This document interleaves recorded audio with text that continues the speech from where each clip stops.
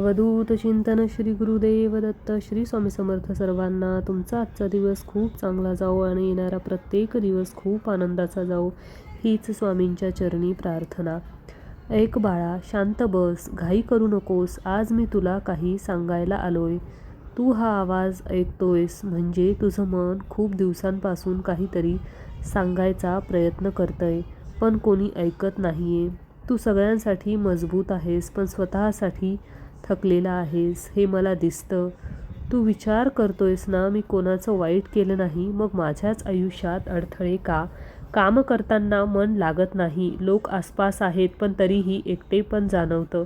कधी अचानक गोष्टी बिघडतात, कधी सगळं ठीक असतानाही आनंद लागत नाही.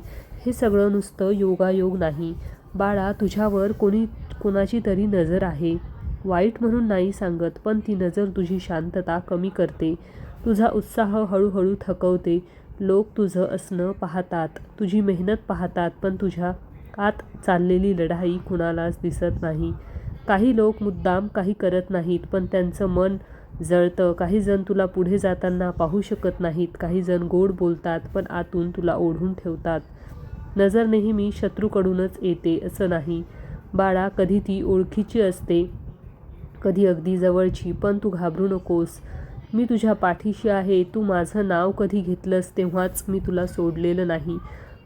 तू जेव्हा शांतपणे सहन केलंस तेव्हा मी तुला पाहत होतो. तू कोसळला नाहीस, हेच माझं काम आहे.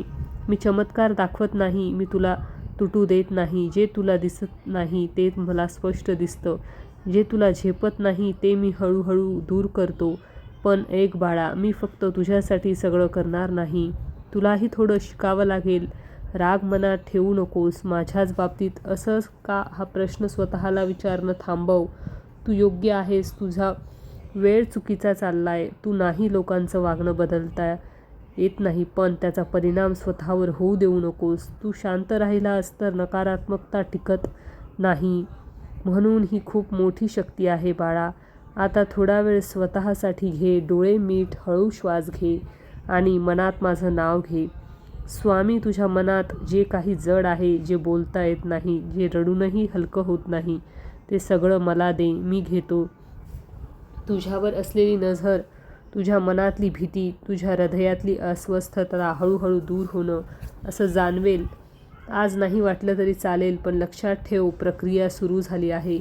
मी आवाज करत नाही, पण काम नक्की करतो. तुझा मार्ग सरळ होईलच असं नाही, पण तू पडणार नाहीस. लोक बोलतील, लोक पाहतील, पण तुला कोणी तोडू शकणार नाही, कारण तू अजूनही विश्वास ठेवतोस आणि ज्याचा विश्वास शाबूत आहे त्याला कोणी हरवू शकत नाही. आज इथपर्यंत तू शांतपणे ऐकलंस म्हणजे तुझं मन तयार आहे. तुझा वेळ जवळ येतोय, हळू पण खात्रीने. आणि आता बाळा, एक गोष्ट अजून समजून घे, सगळं लगेच बदलत नाही, काही बदल आतून सुरू होतात. आज तू थोडं शांत आहेस, उद्या थोडा हलका वाटशील आणि हळूहळू तुला जाणवेल की ज्या गोष्टी पूर्वी त्रास द्यायच्या त्या आता तितक्या जड वाटत नाहीत.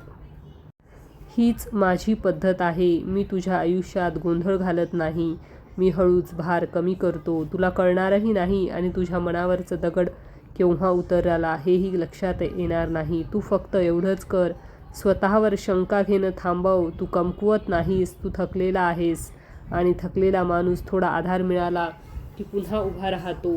मी तो आधार आहे. आज रात्री झोपताना काही मागू नकोस, काही तक्रार करू नकोस. फक्त एवढंच म्हण, स्वामी, जे माझ्या भल्याचं आहे ते माझ्या आयुष्यात येऊ दे, इतकंच पुरेसं आहे. मी उरलेलं पाहतो. आणि लक्षात ठेव बाळा, कोणी तुला वाईट नजरेनं पाहिलं तर मी तुझ्याकडे प्रेमानं पाहतोय. मी इथेच आहे, आत्ताही, नेहमी.